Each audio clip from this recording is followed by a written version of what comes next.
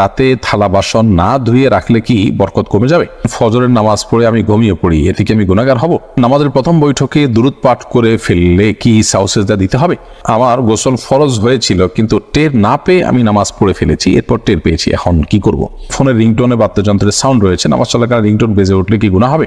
নাপাক অবস্থায় শরীরের ঘাম পোশাকে লাগলে কি পোশাক নাপাক হয়ে যাবে? অজু থাকা অবস্থায় কোনো ভিডিও বা পিকচার দেখলে অজু ভাঙবে কিনা? জন্মবারে হাতের নখ চুল কাটা যাবে না, কতটুকু শরীয়ত সম্মত? অজু করে বাচ্চাকে বেস্ট ফিডিং করালে কি অজু ভেঙে যাবে? বিয়ের অনুষ্ঠানের জন্য গরু কিনেছি, সেই গরুতে সন্তানের আকিকার নিয়ত ও একসাথে করা যাবে কিনা? মেয়েদের পেশাবের পরে পানি ব্যবহার করার পরে মোছার জন্য আলাদা কাপড় ব্যবহার করা জরুরি কিনা? আজানের সময় কিছু খেলে গুনাহ হবে কিনা? দুই হাতের উপর সিজদা করলে সিজদা আদায় হবে কিনা? শার্টের হাতা এবং প্যান্ট কি গুছিয়ে রেখে সালাত পড়া যাবে? নামাজের সিজদা অবস্থায় যদি পা উঠে যায় তাহলে নামাজের কোনো সমস্যা হবে কিনা? কোরবানির সাথে সন্তানের আকিকা দেওয়া জায়েজ হবে কিনা? বিতরের নামাজ কি সূরা দিয়ে পড়তে হয়? নতুন কোনো কাপড় পরে না ধুয়ে নামাজ পড়ে নামাজের কোনো ক্ষতি হবে কিনা? স্বামী সিগারেট খেলে ওয়াইফের করণীয়। কোনো বাচ্চার বিছানায় প্রসাব করলে বিছানা চাদর ওয়াশ করা যায়, কিন্তু জাজিম বা তোষকে পেশাব করলে ধোয়া যায় না, এক্ষেত্রে করণীয় কি? টিকটিকি দেখলে কি মারতেই হবে? প্রয়োজনে কি খুঁজে মারতে হবে? বিষয়টা নিয়ে খুব দ্বিধাদ্বন্দ্বে আছি, জানাবেন প্লিজ। কোরআন কারীম যদি ভুল বশত পায়ে লাগে অথবা নিচে পড়ে যায়, করণীয় কি? নামাজ শেষে জায়নামাজ সালাম করা কি ঠিক? ভাঙা প্লেটে খাওয়া যাবে কিনা? অনেক জায়গায় বসে প্রস্রাব করার ব্যবস্থা নেই, দাঁড়িয়ে পেশাব করতে হয়। চলুন তাহলে আমরা প্রশ্নোত্তর যে আমাদের মূল পর্ব সেখানে আমরা প্রবেশ করি। সোহেলরা আপনি লিখেছেন, জন্মবারে হাতের নখ চুল কাটা যাবে না, কতটুকু শরীয়ত সম্মত? নিছক কুসংস্কার, এর কোনো ভিত্তি শরীয়তে নেই। যে বারে জন্মগ্রহণ করেছে ওই বারে চুল কাটা যাবে না, এটা কোনো ভিত্তি নেই। যে কোনোদিন চুল বা নখ কাটা যেতে পারে। শাহরিয়ার রহিম লিখেছেন, নাপাক অবস্থায় শরীরের ঘাম পোশাকে লাগলে কি পোশাক নাপাক হয়ে যাবে? নাপাক অবস্থায় যদি শরীরের ঘাম পোশাকে লাগে তাহলে সেই পোশাক নাপাক হবে না, কারণ মানুষ যখন গোসল ফরজ হওয়ার কারণে নাপাক হন বা ছোট নাপাকও হন তখন তার ঘামও নাপাক হয়ে যায় না, যার কারণে এই ঘামগুলো শরীরে পোশাকে কোনো জায়গায় লাগলে সেই জায়গাগুলো নাপাক হবে না। প্রিন্স রাশেদ লিখেছেন, অজু থাকা অবস্থায় কোনো ভিডিও বা পিকচার দেখলে অজু ভাঙবে কিনা? না, এর কারণে অজু ভাঙবে না, তবে এর চেয়ে বড় কিছু ভেঙে যেতে পারে। যদি আপনি খারাপ কোনো ভিডিও, খারাপ কোনো হারাম কোনো পিকচার দেখে থাকেন তাহলে সেক্ষেত্রে অজু ভাঙাতে কোনো গুনাহের বিষয় না, অজু ভাঙাতে কোনো খারাপ জিনিস না, অজু ভাঙতেই পারে। আপনার তাকওয়া ভেঙে যাবে, আপনার দিনদারিতা ভেঙে যাবে, আপনার আমল ভেঙে যাবে, নেক আমল ভেঙে যাবে। অতএব সাথে সাথে তওবা করে আপনাকে এ ধরনের কর্মকাণ্ড থেকে বেরিয়ে আসার জন্য সংকল্প করতে হবে। ইশতিয়াক লিঙ্কন আপনি লিখেছেন, ফোনের রিংটোনে বাদ্যযন্ত্রের সাউন্ড রয়েছে, নামাজ চলাকালীন রিংটোন বেজে উঠলে কি গুনাহ হবে? প্রথমত এরকম রিংটোন সেট করাই জায়েজ নাই, আপনি বিকল্প করে রিংটোন প্রয়োজনে সেট পরিবর্তনের চিন্তা আপনি করতে পারেন যদি বিকল্প কোনো পথ না থাকে।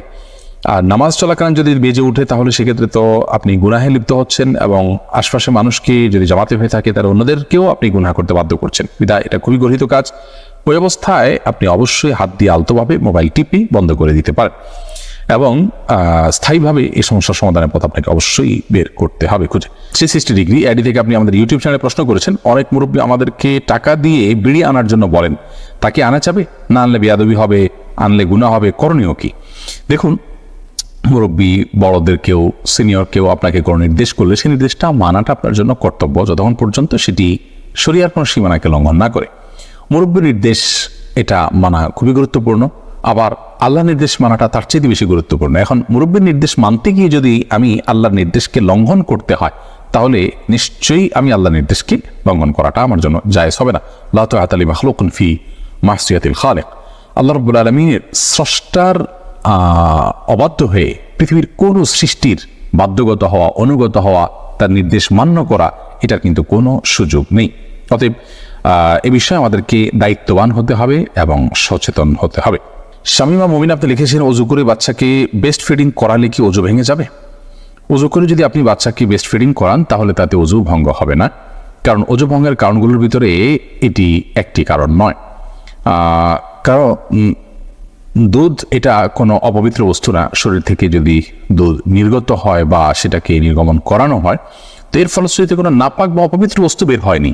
আর অজু যাওয়া মানে হলো পবিত্রতা চলে যাওয়া, অতএব পবিত্রতা চলে যাওয়ার মতো কোনো কাজ যেহেতু ঘটেনি বিধায় বেস্ট ফিডিং করানোর কারণে অজু ভঙ্গ হবে না। খায়রুল ইসলাম লিটন আপনি লিখেছেন, আমার গোসল ফরজ হয়েছিল কিন্তু টের না পেয়ে আমি নামাজ পড়ে ফেলেছি, এরপর টের পেয়েছি, এখন কি করব?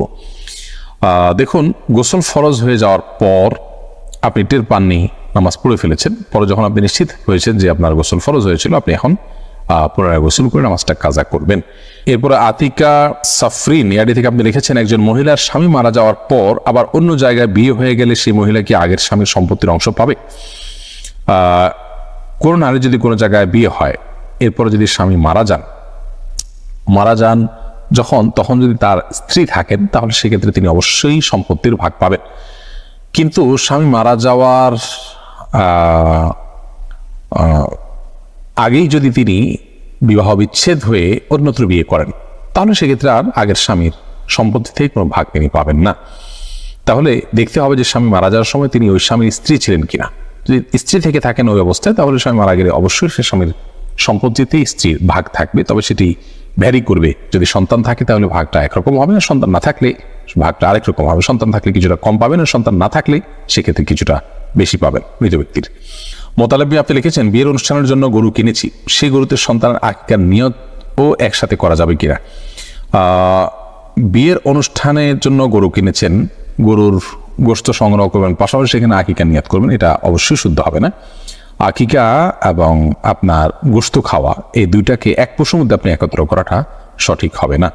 আব্দুল হালিম আপনি লিখেছেন, নামাজের প্রথম বৈঠকে দুরুদ পাঠ করে ফেললে কি সাউ সিজদা দিতে হবে?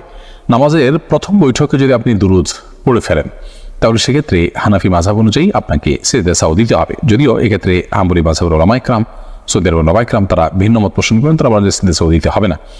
তো হানাফি থট অনুযায়ী বাংলাদেশ বিষয় হানাফি মাযহাব ফলো করেন, সেই হিসাবে সিজদা সাউ দিতে হবে। প্রথম বৈঠকে যদি আপনি ফরজ নামাজের প্রথম বৈঠকে অর্থাৎ দ্বিতীয় রাকাতে যদি আপনি আত্মীয়দের পাশাপাশি দুরূদ পড়ে ফেলেন, আল্লাহুম্মা সাল্লি আলা মুহাম্মদ, এটুকু বা এর বেশি অংশ যদি পড়ে ফেলেন, তাহলে আপনার সিজদা সাউ দিতে হবে। আব্দুল্লাহ সোহাগ লিখেছেন, ফজরের নামাজ পড়ে আমি ঘুমিয়ে পড়ি, এতে কি আমি গুনাহগার হব? ফজরের সালাত আদায় করার পর যদি আপনি ঘুমিয়ে পড়েন, তো এতে আপনার বড় কোনো গুনাহ হবে না, কারণ এতে কোনো হারাম কাজ আপনি করছেন না, কিন্তু একটা অনুত্তম কাজ করছেন। গুনাহ শব্দের অর্থ ক্ষতি, সে অর্থে ক্ষতি তো হবেই, কিন্তু ক্ষতিটা ওইরকম বড় ক্ষতি, মোটা দায়ের ক্ষতি, কোনো কবিরা গুনাহ নয়।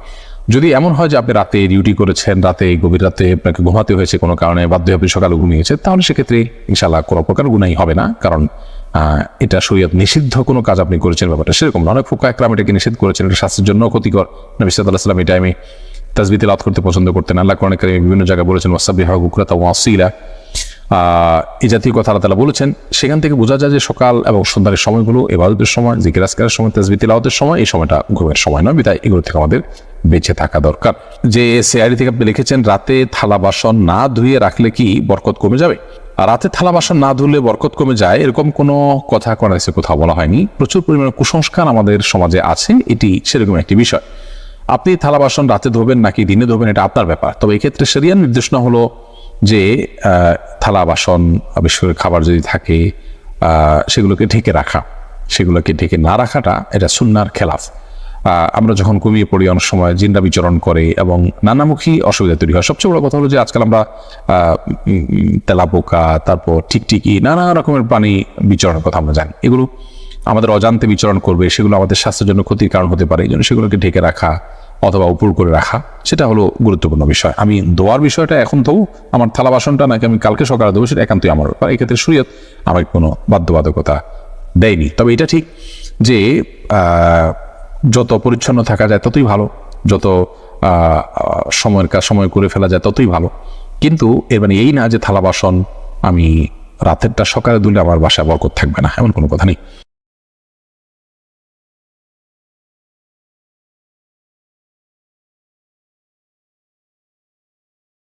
ফয়সাল আহমেদ আপনি লিখেছেন, টিকটিকি দেখলে কি মারতেই হবে? প্রয়োজনে কি খুঁজে খুঁজে মারতে হবে? বিষয়টা নিয়ে খুব দ্বিধাদ্বন্দ্বে আছি, জানাবেন প্লিজ।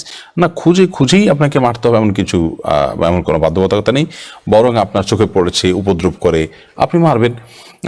কিন্তু এটার জন্য আপনি খুঁজে খুঁজে বেড়াবেন, এটার পিছিয়ে পিছিয়ে ঘুরে বেড়াবেন, আপনার অনুসন্ধান করে বেড়াবেন, এই কথা হাদিসে বলা হয়নি। নাহিদ ইসলাম আপনি লিখেছেন, নামাজ শেষে জায়নামাজ সালাম করা কি ঠিক? না, জায়নামাজ সালাম করার কিছু নেই। সালাম করতে হবে মানুষকে। ডানে বামে সালাম দিচ্ছেন, এরপর কোনো সালাম নাই।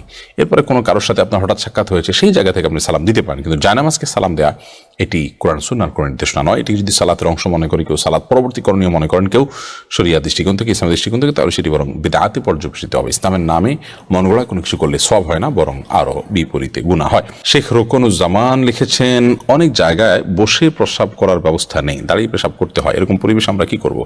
যদি কোনো প্রকার ব্যবস্থা না থাকে এবং দাঁড়িয়ে পেশাব করা ছাড়া নিরুপায় থাকেন, তাহলে আপনি অবশ্যই দাঁড়িয়ে পেশাব সেখানে করতে পারেন, যেহেতু আপনি নিরুপায়।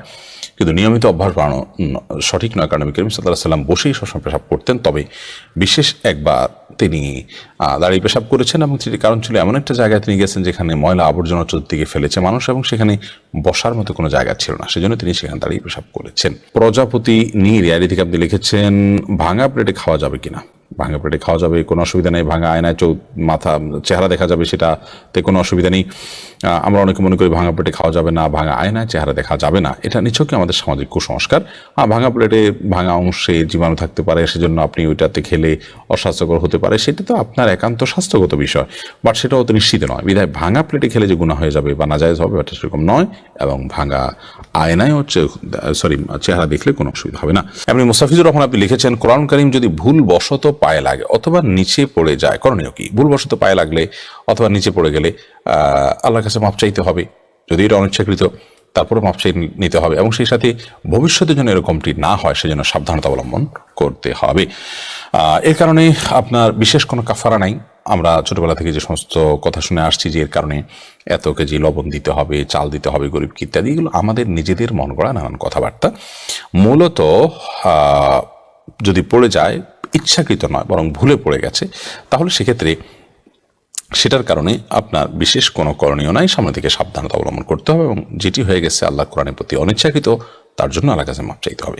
রাসেল ভূঁইয়া আপনি লিখেছেন, কোনো বাচ্চার বিছানায় প্রসাব করলে বিছানার চাদর ওয়াশ করা যায়, কিন্তু জাজিম বা তোষকে পেশাব করলে ধোয়া যায় না, এক্ষেত্রে করণীয় কি? যেই সব দ্রব্য, যে সমস্ত জিনিসপত্র, আসবাব ইত্যাদি, এগুলোতে পেশাব লাগার পর সেটি পরিষ্কার করার কোনো বই না, সেটা রোদ ইত্যাদি দিয়ে ওটা আলামত দূর করে ফেলতে হবে। এত বেশি রোদে দিতে হবে, এত বেশি আপনার সেটার দুর্গন্ধ দূরের উদ্যোগ করতে হবে যে সেটাতে নাপাকের কোনো আলামত বা নামলেশ নেই।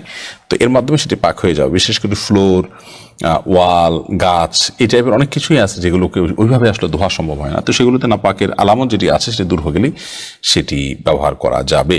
লায়লা নূর কদর এআইডি থেকে লিখেছেন, স্বামী সিগারেট খেলে ওয়াইফের করণীয় কি? ওয়াইফ তাকে বোঝাবেন, যথাসম্ভব নিজে না পারলে অন্য কাউকে দিয়ে বোঝাবেন, আল্লাহর কাছে দোয়া করবেন, তারপর তিনি যদি ফিরে না আসেন একান্ত তার গুনাহ হবে, ওয়াইফ অন্তত দায় মুক্ত হলেন।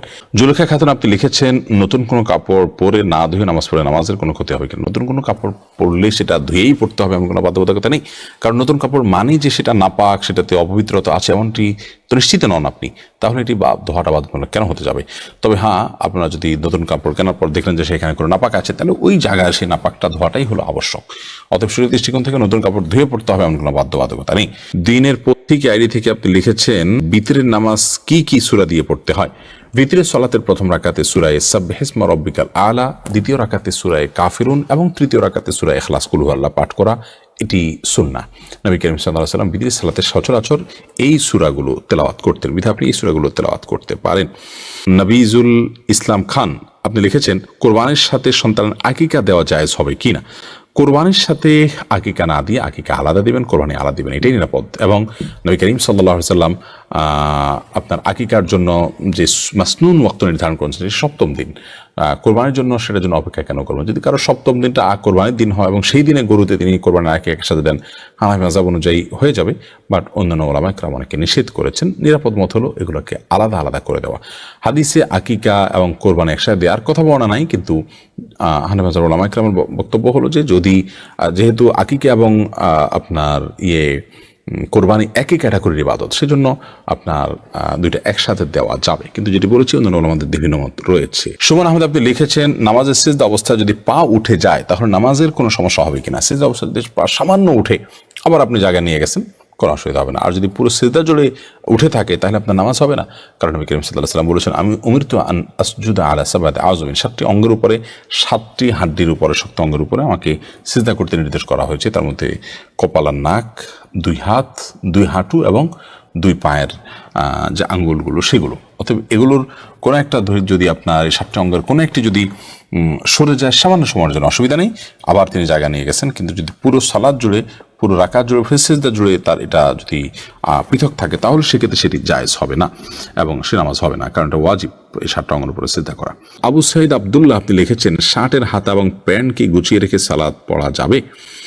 শার্টের হাতা এবং প্যান্ট গুছিয়ে সালাত আদায় করা মাকরুহ, নবী করিম সাল্লাল্লাহু আলাইহি ওয়াসাল্লাম নিষেধ করেছেন এটি, এই জন্য এটা ছেড়ে সালাত আদায় করতে হবে। তবে হ্যাঁ, প্যান্টের বিষয়টা হলো সেটা যদি কেউ টাকনুন নিচে পড়ে যায় সেটা থেকে বাঁচার জন্য গোছান, তাই সেটা জায়েজ আছে, কিন্তু সেটা সলাতে শুধু নয় বরং সবসময় এরকম রাখতে হবে। এইচ.এম. হাসান লিখেছেন 2 হাতের উপর সিজদা করলে সিজদা আদায় হবে কিনা? সিজদা করবেন আপনি জমিনে, হাতের উপরে সিজদা করবেন না। যদি কোনো কারণে হাতের উপরে কেউ সিজদা করেন, হয়তো জমিন তার জন্য উপযোগী না বা জমিনে করার কোনো ব্যবস্থা নেই, আদায় হয়ে যাবে তার সালাত। রাইসানি আপনি লিখেছেন আজানের সময় কিছু খেলে গুনাহ হবে কিনা?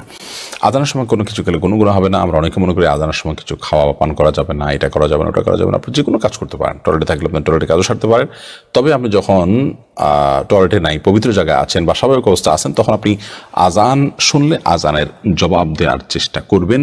এটা হলো মূল কথা। খেতে গেলে খাওয়ার ফাঁকে ফাঁকে আপনি আজানের জবাব দেওয়ার চেষ্টা করবেন, কিন্তু আজান হলে কিছু খেতে পারবেন না এমন কোনো কথা নেই। এখানে বিষয় হলো জবাব দেওয়ার চেষ্টা করবেন যদি আপনি পবিত্র জায়গায় থাকেন। বিলকিস বেগম আপনি লিখেছেন মেয়েদের পেশাবের পরে পানি ব্যবহার করার পরে মোছার জন্য আলাদা কাপড় ব্যবহার করা জরুরি কিনা? না, আলাদা কাপড় ব্যবহার করা জরুরি না। পানি ব্যবহার করার পরে যদি নাপাক দূর হয়ে গেছে মনে হয় তাহলে সেটি যথেষ্ট, আলাদা করে কাপড় ব্যবহার করার প্রয়োজন নেই।